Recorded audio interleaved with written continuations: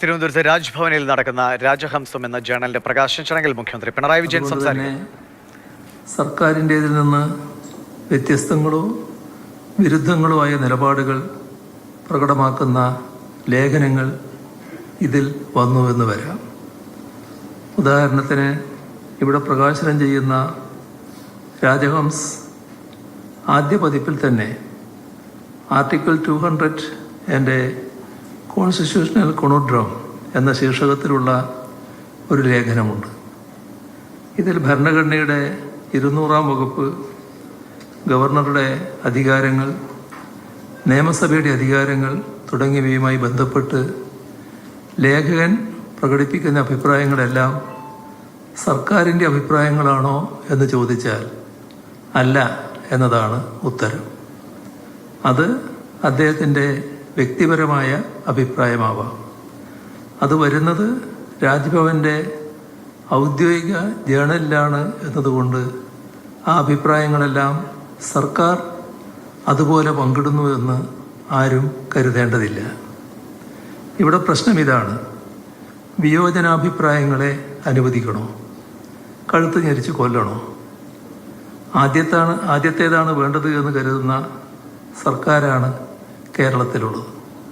വിയോജനാഭിപ്രായങ്ങളെ, വിരുദ്ധാഭിപ്രായങ്ങളെ അനുവദിക്കുന്ന ഒരു പൊതുജനാധിപത്യ മണ്ഡലം നവോത്ഥാന പൈതൃകത്തിൻ്റെ ഈടുവെപ്പായി നമുക്ക് ലഭിച്ചിട്ടുണ്ട്. അത് ഭദ്രമായി നിലനിർത്തുക എന്നതാണ് സർക്കാരിൻ്റെ നിലപാട്.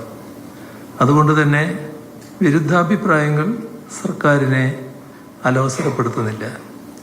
രാജ്ഭവൻ ചരിത്രപരമായ ഒട്ടനവധി കാര്യങ്ങൾക്ക് സാക്ഷ്യം വഹിച്ചിട്ടുണ്ട്.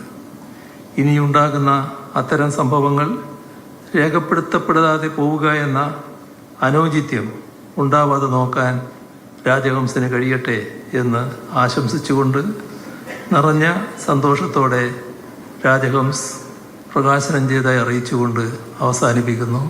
നിങ്ങൾക്ക് എൻ്റെ സ്നേഹാഭിവാദനങ്ങൾ.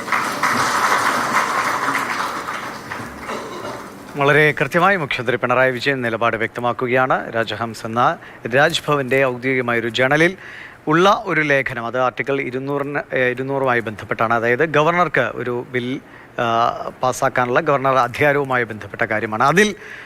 അതിനോടനുബന്ധിച്ചുള്ള ഒരു ലേഖനം ഈ ജേണലിലുണ്ട്. പക്ഷെ അത് ലേഖകൻ്റെ വ്യക്തിപരമായ അഭിപ്രായം മാത്രമാണ്. സർക്കാരിൻ്റെ അഭിപ്രായമായി അതിനെ പരിഗണിക്കേണ്ടതില്ല. വ്യത്യസ്ത വിരുദ്ധ അഭിപ്രായങ്ങളെ കൂടി വിലക്കെടുക്കുന്ന സർക്കാരാണ് തങ്ങളുടേത്. അതുകൊണ്ട് ആ നിലയ്ക്കാണ് ഇതിനെ കാണുന്നത് എന്നാണ് അദ്ദേഹം പറഞ്ഞത്. അതായത് ജേണൽ പ്രകാശന ചടങ്ങിൽ പങ്കെടുക്കുന്നു, പക്ഷെ അതിലെ ഒരു ലേഖനത്തോടുള്ള എതിർപ്പ്, പക്ഷേ ആ എതിർപ്പ് പറയാനും അവകാശമുണ്ട് എന്ന് സൂചിപ്പിച്ചുകൊണ്ടാണ് മുഖ്യമന്ത്രി പിണറായി വിജയൻ ഈ ചടങ്ങിൽ ഇപ്പോൾ സംസാരിച്ചത്.